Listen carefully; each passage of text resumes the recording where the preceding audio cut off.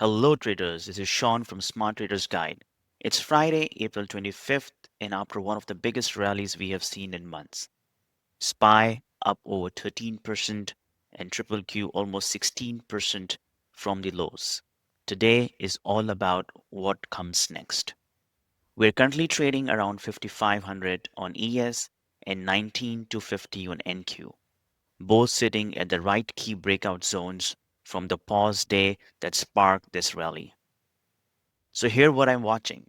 If we hold above 500 on ES and 19250 on NQ, we could see another breakout leg potentially reclaiming this week's high and continuing the move.